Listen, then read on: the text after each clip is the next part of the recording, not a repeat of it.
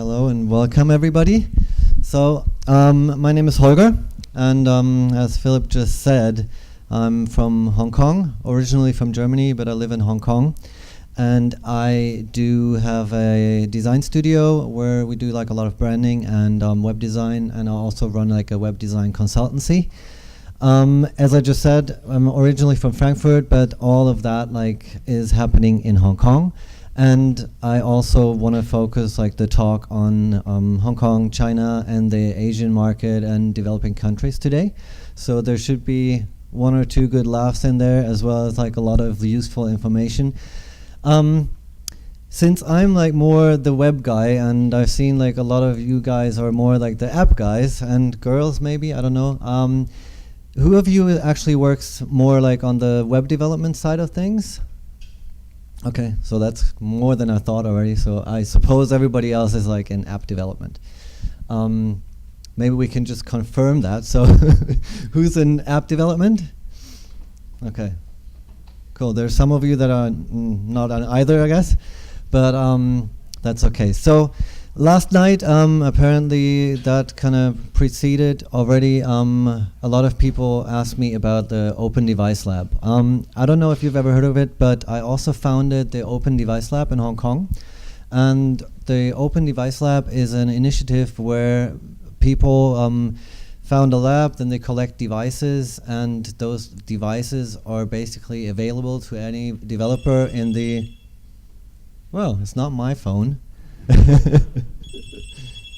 Interesting. Okay. It's the one on stage. Oh, cool. Let me hang on.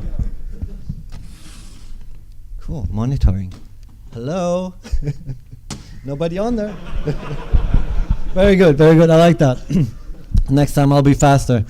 So, anyways, Open Device Lab. So I founded an Open Device Lab in Hong Kong, and basically we collect a lot of devices that like get donated from people who have like mobile phones or tablets that they don't use anymore or don't want anymore, and they basically donate them to the device to the device lab. And then it's like a community service where everybody, any developer who's interested, can come to the lab and test their applications, websites, and that's all free of charge. So if you're interested in that, and maybe even like thinking about, oh yeah, that's a cool idea, I want to also do that, there's a great website of a couple of friends of mine who actually started that whole like movement. It's called opendevicelab.com, and it has like all the labs listed on there worldwide with a map and more information. They also might be able to support you, have good contacts to like developer relations and so on. Whereas like Samsung, I think there's like, this is the right place to talk to the Samsung people because they're the only ones, still the only ones who don't support the ODLs. So I'll have a lot of beer tonight with you guys and talk about developer relations. Okay, so far to my story up front. So on to the topic. Over the last year or year and a half, there has been a lot of talk on ubiquity, omnipresence, how like everybody tries to make their sites and apps and like web content available to all devices that are out there and to all users. Basically, I'm going to focus this talk on Hong Kong and China, whereas this is like something that's valid no matter where you are. Basically, we're trying to make our content available to everyone, and there are a lot of challenges along that way. And one of the biggest challenges is kind of became obvious with the rise of responsive web design, whereas like suddenly sites became like super large in like data size. So 1 MB like home pages, 2, 3, 4, 5, not very rare and quite a common thing nowadays. Whereas there's like something wrong with that, and it doesn't really help like user experience. And I'm sure there's like a lot of that also touches like the app development community, or like even like optimization possibilities, like what kind of data are you sending, how much of that data do you need to send, how can you like optimize your stuff. So a lot of topics around that. And we always look at the design aspects and the technical aspects on that topic. What we often forget is like there's like other things that like have a pretty big part in that mix, whereas like that's culture, language, and behavior. And these kind of like oftentimes get neglected. And since I've moved to Hong Kong, a lot of these things kind of were just right here in my face, because like I didn't think about it before, and then suddenly you're like in a country where you kind of really don't speak the local language, and a lot of like the culture or behavior is like very different to the Western world. So it hits you kind of like with like a hammer that size, and you're just like, wow, what's going on here? So a lot of differences, and we're going to talk about a few of those differences, and we're just going to dive right in. So, as I said, Hong Kong is where I kind of operate, and there's a lot of things to Hong Kong that are different to what I've known before, and there's a lot of opposites. Hong Kong was a British colony before, so there's like a lot of the British, whereas like there's the traditional Cantonese, there's like a modern world, and it's like a financial center. On the other hand, it's very traditional. So there's a lot of like sides to it that like kind of make you think like, wow, how can these like go side by side? So a lot of malls have like touchscreen displays.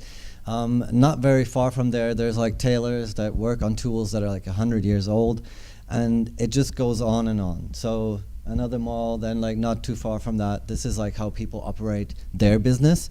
Whereas I feel like, oh wow, it just time traveled like 100 years, because I haven't seen that in like a long time. That's Cambodia, but it's still like just an hour away. Then on the other hand, skyscrapers, everything's glass and shiny, modern, new. Again, things where people do things differently, and you just start wondering, okay, how does that work? And then again, the web is everywhere, and everything is powered by web standards, HTML, and so on and so on.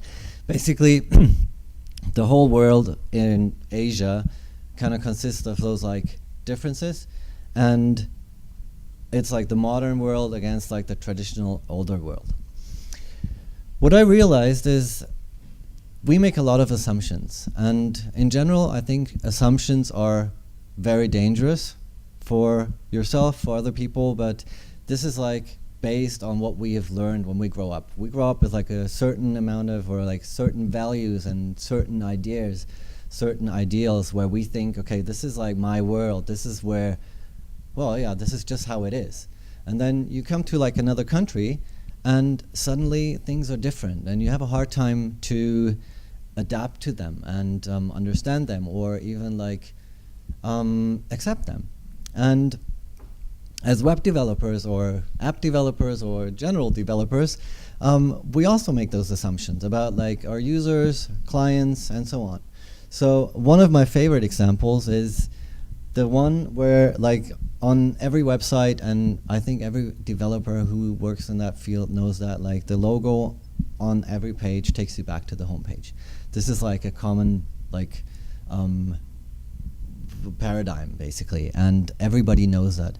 I run into so many clients and so many friends or friends of my friends who are like, oh wow, I didn't know that. And I'm like, wow, how come? Like this has been around since, I don't know, 10 years or longer, probably since the start of the web.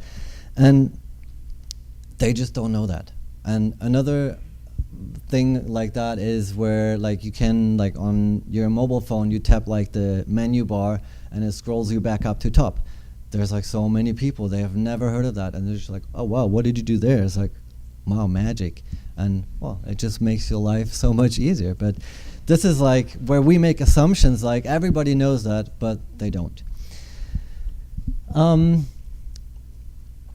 In beginning of the year, I got a Smashing Magazine newsletter, and it had like a line in there which kind of kept me reading, and it says like, perfect solutions don't exist.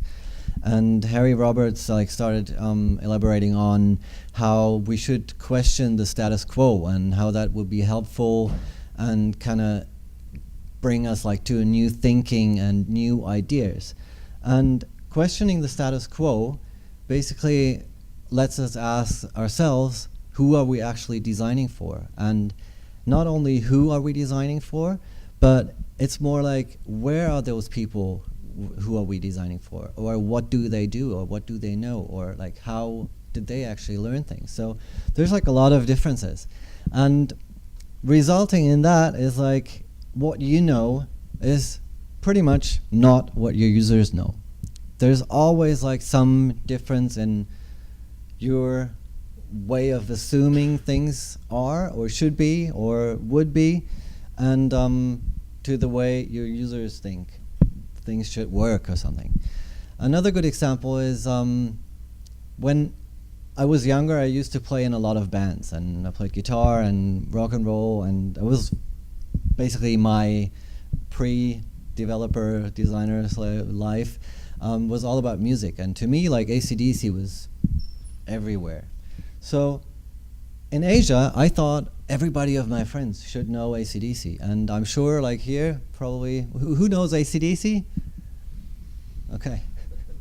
And a lot of my friends in Asia, like local, like Asian who grow up in Hong Kong, they have never heard of AC/DC, because like to them, that's like, it just didn't happen when they were younger. And, like, they have other pop stars where I'm like, oh wow, never heard it. So this was like an eye-opener where you kind of go like, okay, this is like such a common thing, everybody knows, but it's not right. So the same holds true for infrastructure, because your infrastructure isn't necessarily theirs. There's the Western and developed world, and that differs quite a lot to other countries. And we'll have a look at that in like a minute, because many of those, especially like Asian countries, even like India, and I'm not going to talk about India, but like that's like also one of those like big developing markets. Network infrastructure and possibilities are limited, and this is something we kind of tend to forget as well. So let's have a quick look at the mobile landscape and some numbers on the global and Asian mobile market. So we all know internet has skyrocketed, and it's all crazy, but mobile subscriptions for broadband have outnumbered fixed subscriptions by 2 to 1, and that is already like 2012. So by now it's probably like slightly more. Whereas like all those numbers that are like following now, some I always like try to note when they're from, but like mostly it's like late 2012, because they only come out like very sporadic and not very frequently, so it's hard to get like the latest numbers. Then we have like 16% of the global population on active mobile broadband subscriptions, and that's quite a lot if you think about it. A lot of people are. How do you define broadband? Basically everything that is like a 2G, 3G or higher mobile, or 2G is the old plain GSM. That is. That's like basically, I think even like Edge and all that goes into those numbers. So I'm actually not quite sure where it exactly starts, but there must be like a definition. But Edge and 2G, 3G, all that must be in those numbers included. But I'll put the slides are up on SlideShare, and there's like all the links on there to all those sources. So feel free to look it up and let us know. No, I'll have a look into it as well. So, but anyways, a lot of people are on mobile subscriptions. Then in Asia Pacific, it's already like 422 million, and that's 2011. So I suppose like China even like goes up and up and up. Must also be more now. Then the growth in Asia is also tremendous. Everybody knows that, but this is from October 2010 to April in 2013. It went up in like 275%. So also quite a lot of users in Asia, and this is like mainly what we'll talk about. So now the staggering numbers, because China is even a bit more crazy. This is mobile subscribers in China, and this includes like every phone subscription. So it's not like broadband only. That would be a bit too much. But the interesting part is there's like 564 million internet users in China, and that is a lot. And 70%, about 70% of those access the web via mobile. And that roughly pans out to 405, 406 million, which is insanely much. The reason for that is that in China, the network infrastructure in the rural areas, but that's like something I'll talk about later a bit more in detail, is like very limited, so people don't, or like they only have that one way of accessing the web in the first place. But to put all these numbers into like some visual comparison at first, here's a slight visual. So that up there is China, and then it is followed by the United States, and then interestingly enough, it's Brazil, Japan, and then Germany.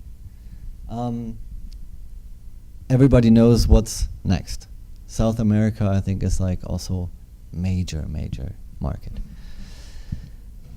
Okay, so much for the rough introduction into numbers on the Asian mobile market, and now we'll have a look into devices. So, as we all know, China, made in China, all the devices come from China. Pretty funny stuff out there. We'll have a look at that. So, device heaven. Obviously, China does have like all the phones that we know from our daily lives from the Western world. I mean, you probably know those better than I do. So I don't have to go through them. One interesting company that has like made quite some noise recently is like the Xiaomi.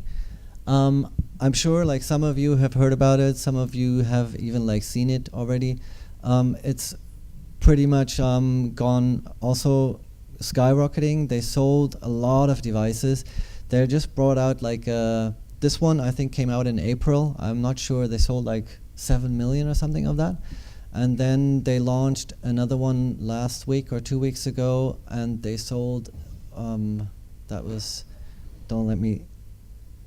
I think 100,000 in 90 seconds.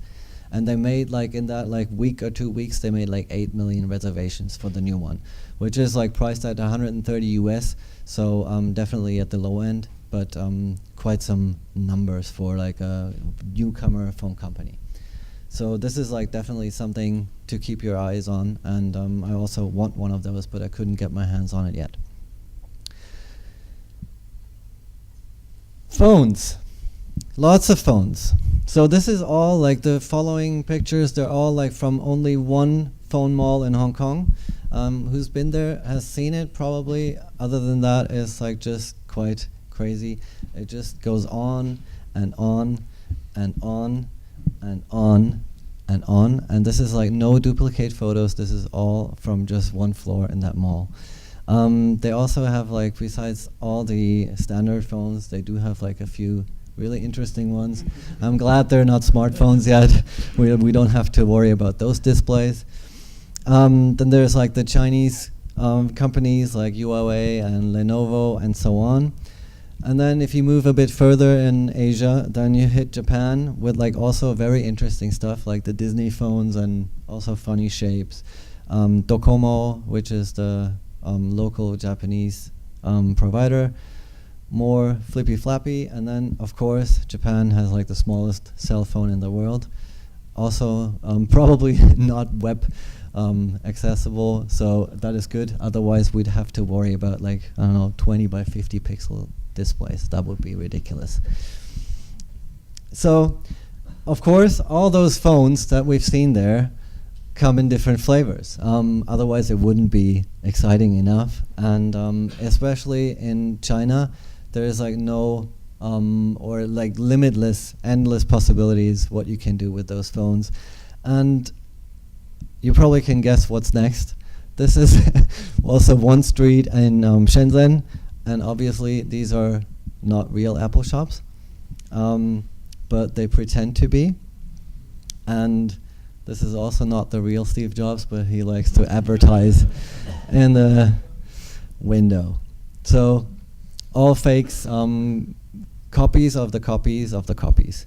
There's one company which pretends like to be a Hong Kong company. They make the so-called Goo phone, also different models, also copies, come with like weird operating systems. I think it's always like some sort of version of Android, whereas I've also seen copy iPhone 5 copies running an Android that looks like an iOS 6. Like a bad one, but iOS 6. It's quite funny. I wanted to buy it, but I didn't. And then like I wanted to bring one here, but couldn't make it anymore. It's quite entertaining. So same for tablets. You can get a lot of stuff, and you get it everywhere in those shops. And you just decide what you want. Everything else is like open for discussion. There's like different qualities of those fakes as well. Some are really not usable, but some others are really well done. Like in terms of like the hardware itself, or like some are really laggy, or some are super fast. Just depends on like what you get. But many, and they even built them right there. So you can imagine what that means for, well, you want to test your stuff. And this is probably like even worse for like app developers, because like the browsers differ, but not as crazy as like the hardware specs, I suppose. Speaking of browsers, also a lot of browsers, obviously. I don't know, anyone heard of the UC browser before? Okay, quite a few. Okay, so they claim to have like 400 million users in China, which is a lot. You can download it in the App Store and just try it out yourself. Then there's like the usual stuff out there. Also, QQ browser is quite funny. I came across these QQ browser screens. I thought it was quite interesting that they actually advertise with like discover everything, as if others wouldn't allow you to do that. So I like that one. Okay. Networks, Hong Kong. So luckily Hong Kong is very advanced, and it's almost similar to Japan or South Korea. We have like fast networks, unlimited data, and it's cheap. So a lot of fun. On bad days I'm going like, okay, that's like not so great. This is like a bit better, but mostly I live with like speeds like that. Whereas, okay, that's nice to have, but also on the other hand, that's like very far off reality, because if you're testing for like other markets that like might not have 4G, then this is like completely insane and doesn't have anything to do with the reality for a lot of people out there. But still a lot of fun. I enjoy it. Then Hong Kong has like a very high device penetration, and this basically amounts to 16 million devices for in 7 million population. So a lot of phones.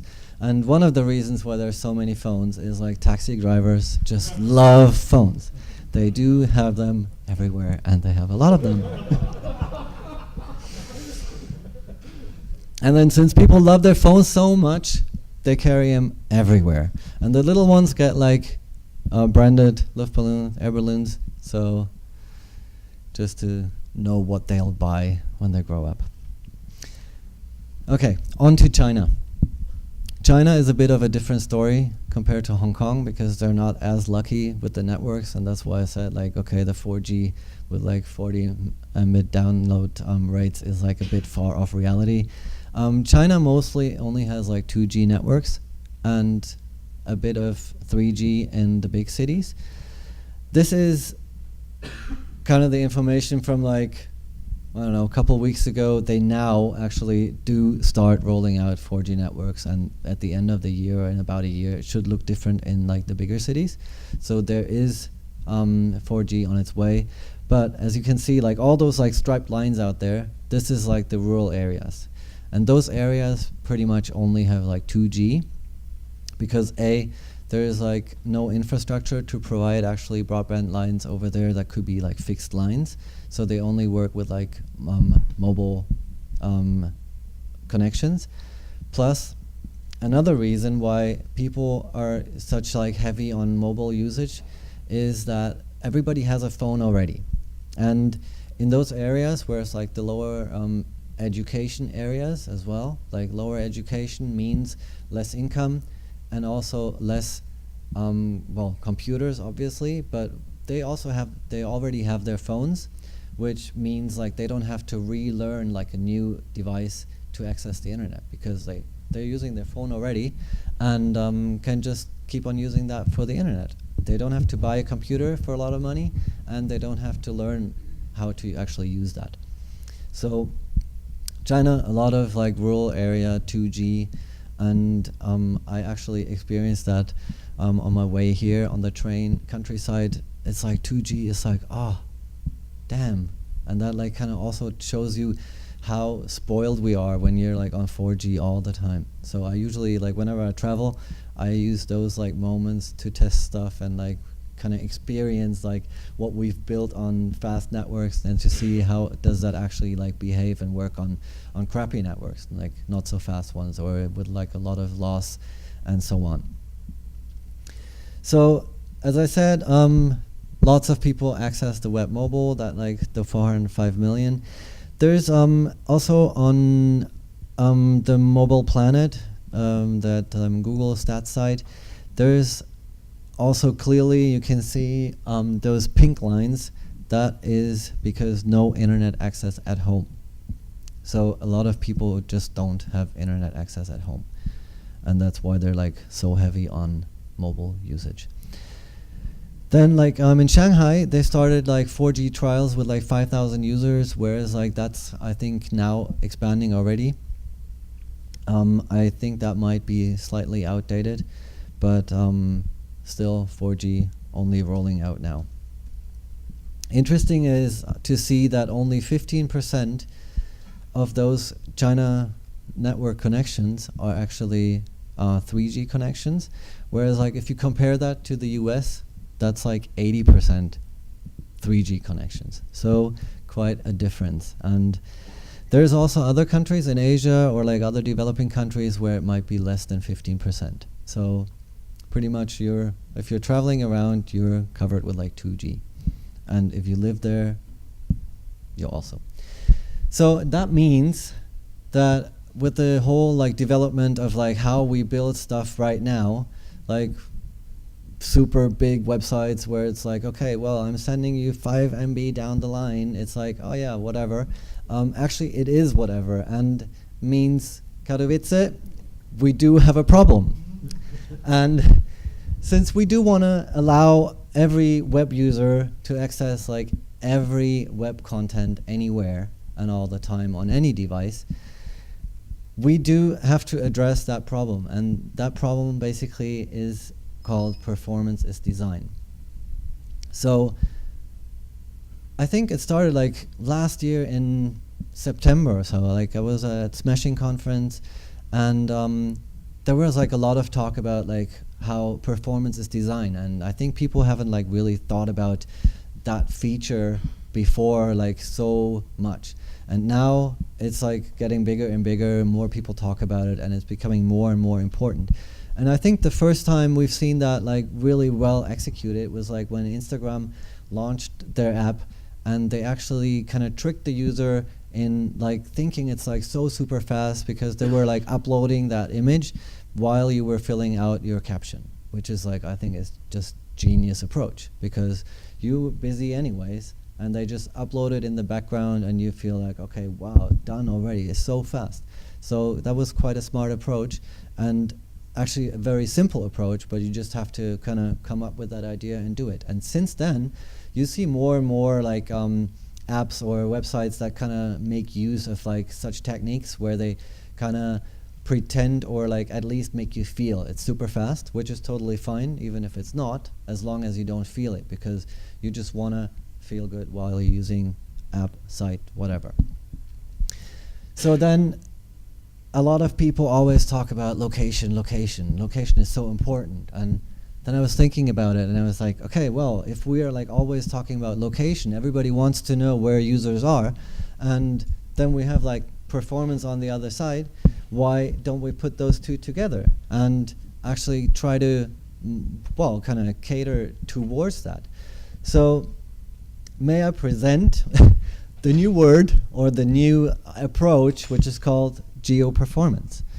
I couldn't decide on the spelling yet, so we'll stick with camel case because I think it looks best.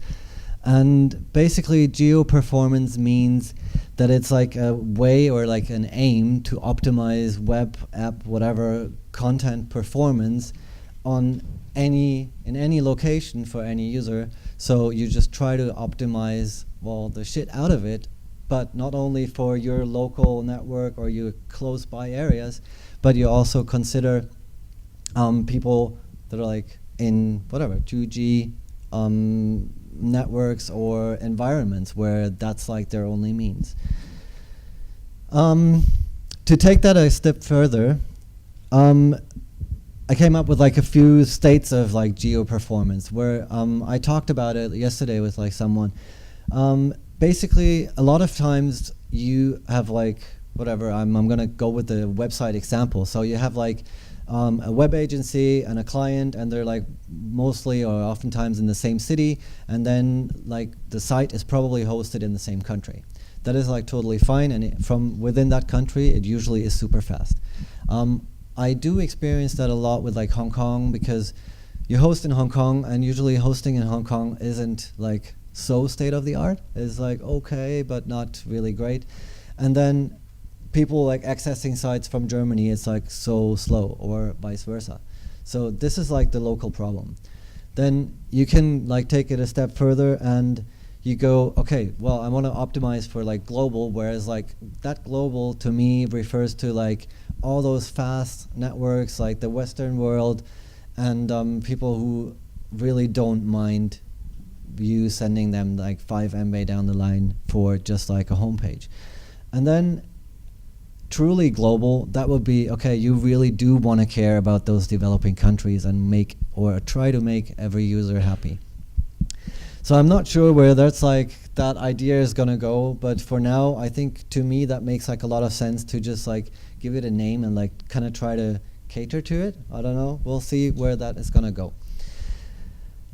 But basically, the whole like web and responsive design is not about mobile, and it's not about tablets or desktops. It's all about the web, and that's like how it should be, and that shouldn't leave anyone out there, because like what we want to create is like one web. But right now, as I said, it kind of feels like it's a very, very heavyweight web, because we're like not really care about data and like file sizes. We just like go, okay, here it is, oh, down your 3G line.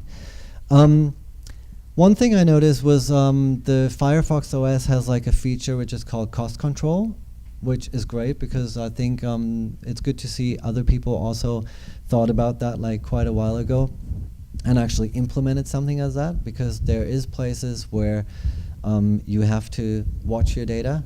Also, maybe another aspect that I forgot just now is not every place has like a flat rate or like unlimited data. And in China, you cannot get any like real unlimited data. So it's always like kind of, yeah, it's unlimited until you reach, and then we cap it. So a recent example, which is actually quite insane, launched the iPhone 5S, I don't know, 2 days ago. The 5S website, this page has like 2.3 megabytes. That's quite decent already. And well, I think everybody got used to that size. So you go one page further, it has like, I think 5 already, yeah, 5.3 or 5.8. The next one has like 11 megabytes. And it's just like, okay, wow, that's like getting really big. And then I found one that has like 17.7. I mean, what the fuck? It's Apple, hello? And you just, seriously, I mean, it's not even responsive, and you think like, okay, where, or what's the reason, why would you actually make that decision to send all that data down? I think that's fairly crappy decision. Which brings me to the point of, just because we can, does that also mean like we should really do that? just because we have like the possibilities of big bandwidth, does that mean we actually need to use it and like to full extent and like not care about all that, well, user experience? Because if you're on a 2G network and you go on the Apple site, well then, hello. You let me know 30 minutes later and you're probably super frustrated, and that's exactly what we want to avoid. So since global data traffic will also skyrocket over the next couple of years, there's a lot of things we can think about to avoid like actually making the same mistakes again, because I think all this has like been there already in like a very, very different form, and that's like why I'm going to talk about cars for a little bit now. When they invented the car, they basically wanted a thing, a car, whatever you want to call it, a vehicle, to go from A to B. And that worked, more or less comfortable, more or less well, but it actually did work. So then they improved it and like it evolved, and that's totally fine, until like we reached a point where we liked and we wanted more comfort, we wanted more performance, we wanted bigger, better, and more shiny, and we at some point actually reached that. And we didn't care about like, okay, how much gas do we actually need to operate those things? Nobody like on that like whole evolution going towards those cars, like nobody ever thought about, oh well, maybe one day we're gonna run out of oil and we might have to rethink all that. Until like, I don't know how many years ago people started thinking about it, like really think about it, because they kind of realized, okay, maybe we screwed up along the way. And now everybody's like backpedaling to kind of fix what they broke before. And it kind of reminds me of the web, whereas like it's sort of a bit like the same evolution, because we don't know where we're going and we don't know where we take it. And we have no idea what's like 5 years from now. I mean, we have all these great things now, like Google Glass and Leap Motion and all these crazy new things where like nobody knows what's going to happen in like 5 years. Do we have like really like the chip implanted, or I don't know, maybe we get bored and we don't have anything anymore, who knows? But basically the evolution is kind of like the same. We don't think about it, and now like kind of we're at the point where we're like backpedaling. So I think it's definitely like worth thinking about those things and like considering those in your projects, and generally like even in like communicating those to other people, because that's what's going to make you think like, okay, what's your mobile content now after thinking about all these aspects. I don't know how many people actually here are on, I see like so many PCs here. Haven't seen so many PCs in a long time. But there's like quite a good tool, but that's like Apple now in Xcode, which is called Network Link Conditioner. But I mean, you can also do that via like console or terminal or whatever, where you can actually just simulate the Chinese networks or other developing countries' networks, which is quite interesting sometimes, because like you get a feeling for like how does your app or site actually like behave? How does it feel when it's actually not on localhost? So that is quite interesting to try out. So now, almost running out of time. I'll be quick now. Another aspect that I mentioned earlier that also makes a big difference is language, because language influences culture and culture influences language.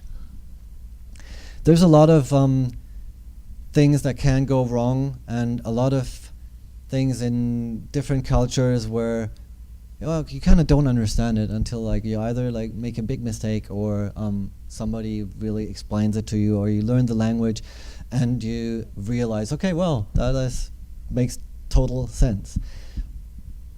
We all know in the Western world that the early bird catches the worm, and it's probably a very common and normal and valid concept to all of us. Whereas in China, it's called Han Xin Sei Xin, and that means, translated, walk first, die first.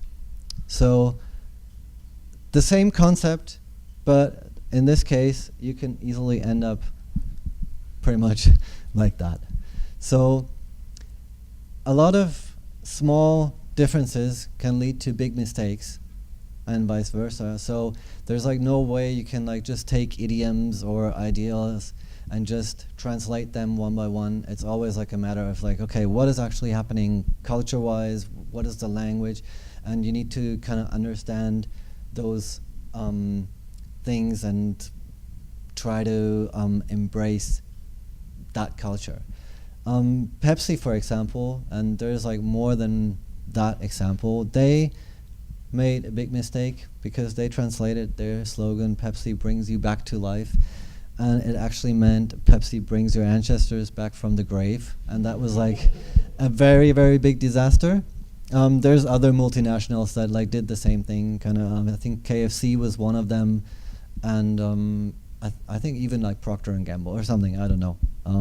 Maybe I take that back for the stream because I don't know. But on the other hand, you can also use that localization to your advantage.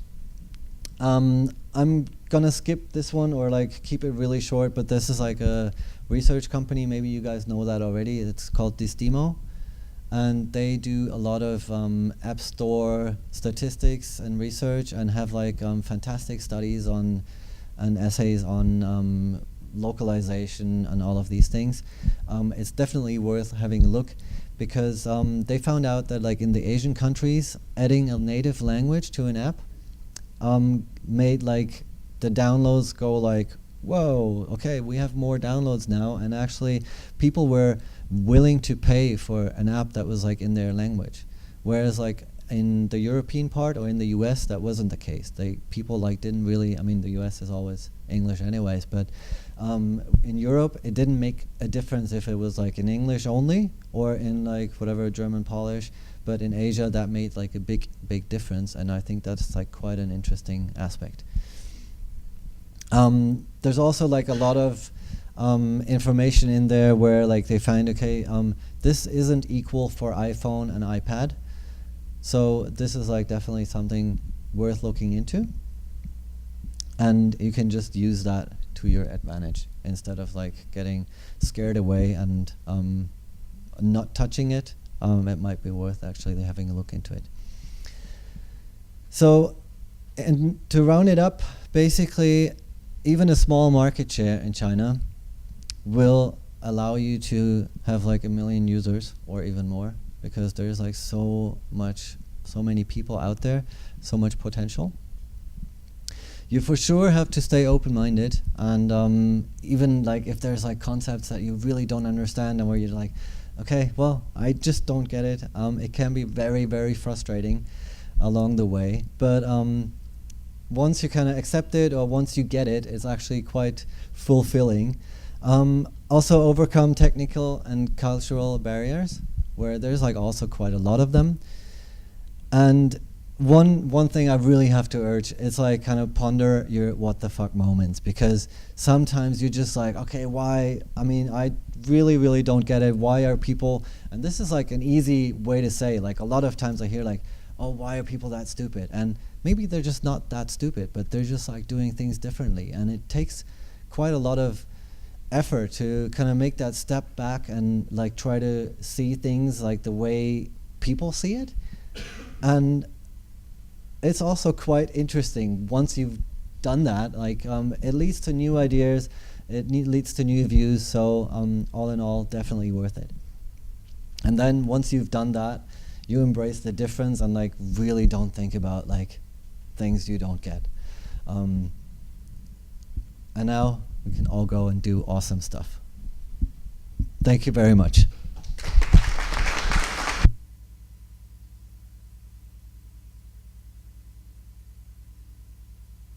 So if there's any questions, raise your hand and ask. Have you considered that GeoPerformance is not the best term, and it's not the best solution, because you can localize people by IP. For example, you've got web service and you check their IP, you know the country, you can provide for example, different contents depending on this. But I think the better solution would be to spread an idea that mobile browsers should be able to send information about link quality, and this should be technically possible. So you can sell this idea, I don't know, to others here, to those that this can be one of the fields of request. This is like few characters, so it won't be a big impact on the request size, but then it makes sense, and because there is so many people who would benefit from this, I think this is possible to introduce something like this. That's a good point. Let me just say something to that. I'm totally open for like discussion on if that's a good term or not. Totally fine. What I haven't mentioned is, I mean, there are a lot of working groups or like approaches into that direction to actually, like, especially for web. I mean, there's like the responsive images working group. Then like now the latest WebKit Nightly has like the source set implemented where you can actually define different image sources, which, I mean, images are like the biggest problem in that regard anyways, but there are a lot of people working on solutions to that. We're just not there yet. Also, one solution for sure is like using CDN to like deliver audio statics, whereas like a lot of times for, let's say, like normal websites with like normal clients, whereas like normal is maybe like the small and medium business, they just have like their company website. They're not going to use like a CDN because it's just too much effort and nobody wants and is willing to pay for that. So for all of these, you need to find like a better solution, or like a solution that actually would work for them. If you have like a whatever app like that is has like 1 million users, obviously you're probably going to use like a CDN of some sort, Amazon Web Services or stuff like that, which solves a lot of those problems already. Whereas like it doesn't solve like large pictures for shitty bandwidth, but there are approaches like that. Whereas like the IP detection, I personally don't like it at all because Google always gives me the Chinese site in Hong Kong, and I just don't read Chinese, you know? So I don't think it's a very good approach. Whereas like maybe it's worth thinking about it. So, or maybe a combination of all these things. I don't know, but good point. Thank you. I get one question. I've had the pleasure to work with a Chinese company and on a web-based application, and it was very difficult for me because of the the cultural differences. We ran the benchmark against our future competitors, and their websites in Chinese are just horrible. I mean, the design was something like in the 90s, like this blink tag and stuff, and it was horrible. So it was very difficult for me to work on that project because apart from development, you've got this user experience, and it's just I couldn't do it. Well, we had to get someone on board who is a native Chinese and could help us with that. So how do you manage such things? Can you cope with such huge differences? It depends. There are people out there where I can totally see where you're coming from, and there are people out there who, and that is not only like restrained to China, that's like I think everywhere. There are people out there who just don't want to be helped, and I don't help them anymore, and I don't want to. So it's about like finding the right people to work with, and finding the right people that actually see you as like a trusted expertise or are interested in like what you can offer. So I think this is like the first step. Other than that, I do think that the whole Asian market is like slightly behind Europe and the US. So there is or there needs to be like a lot of education to be done currently, and there's like also a lot of efforts made like to actually explain user experience and like why is it important, and it just needs a little bit more time. So, but I can totally see where you're coming from. I can very relate to that. So, yeah. Any more questions? No more? Okay, cool. Thank you very much.